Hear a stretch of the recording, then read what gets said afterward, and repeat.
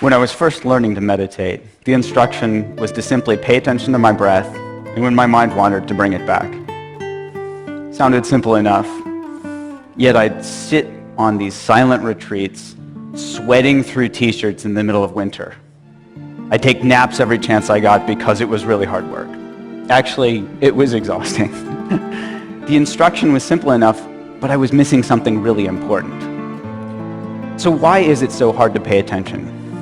Well, studies show that even when we're really trying to pay attention to something, like maybe this talk, at some point about half of us will drift off into a daydream or have this urge to check our Twitter feed. So what's going on here?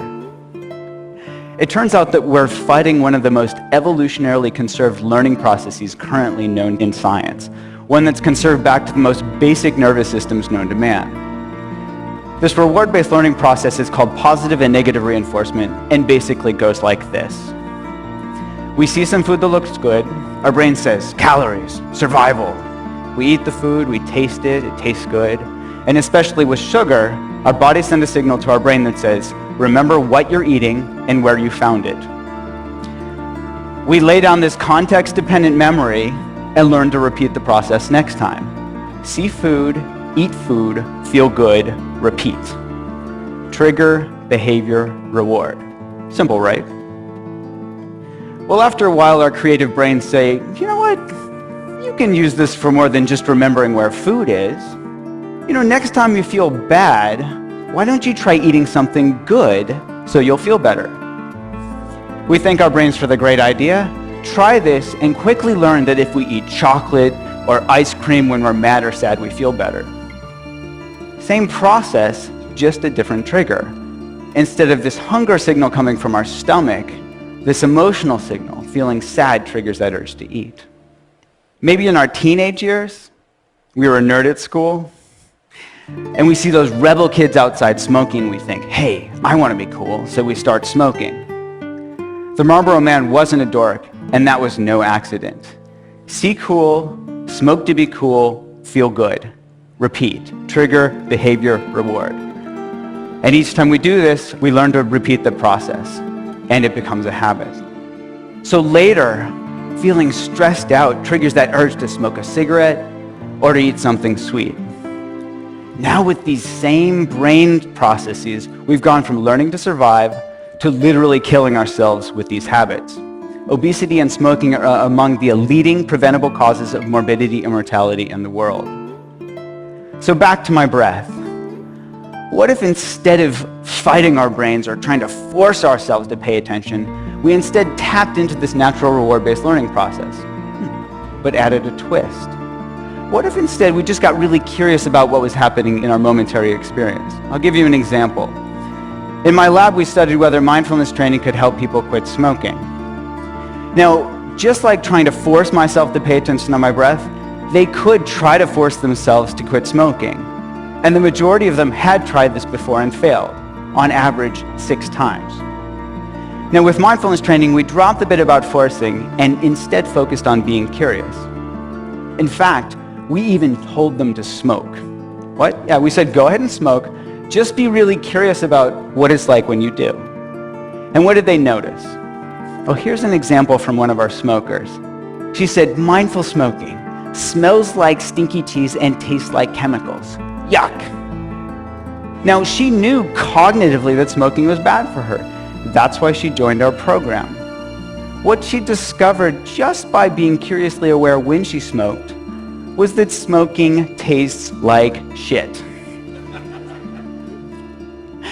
Now, she moved from knowledge to wisdom. She moved from knowing in her head that smoking was bad for her to knowing it in her bones. And the spell of smoking was broken. She started to become disenchanted with her behavior. Now, the prefrontal cortex, that youngest part of our brain from an evolutionary perspective, it understands on an intellectual level that we shouldn't smoke. And it tries its hardest to help us change our behavior, to help us stop smoking, to help us stop eating that second, that third, that fourth cookie. We call this cognitive control. We're using cognition to control our behavior. Unfortunately, this is also the first part of our brain that goes offline when we get stressed out. which isn't that helpful. Now, we can all relate to this in our own experience. We're much more likely to do things like yell at our spouse or kids when we're stressed out or tired, even though we know it's not going to be helpful. We just can't help ourselves. Now, when the prefrontal cortex goes offline, we fall back into our old habits, which is why this disenchantment is so important. Seeing what we get from our habits helps us understand them in a deeper level, to know it in our bones, so we don't have to force ourselves to hold back or restrain ourselves from behavior. We're just less interested in doing it in the first place. And this is what mindfulness is all about. Seeing really clearly what we get when we get caught up in our behaviors, becoming disenchanted on a visceral level, and from this disenchanted stance, naturally letting go. This isn't to say that, poof, magically we quit smoking, but over time, as we learn to see more and more clearly the results of our actions, we let go of old habits and form new ones. The paradox here is that mindfulness is just about being really interested in getting close and personal with what's actually happening in our bodies and minds from moment to moment. This willingness to turn toward our experience rather than trying to make unpleasant cravings go away as quickly as possible. And this willingness to turn toward our experience is supported by curiosity, which is naturally rewarding. What does curiosity feel like? It feels good.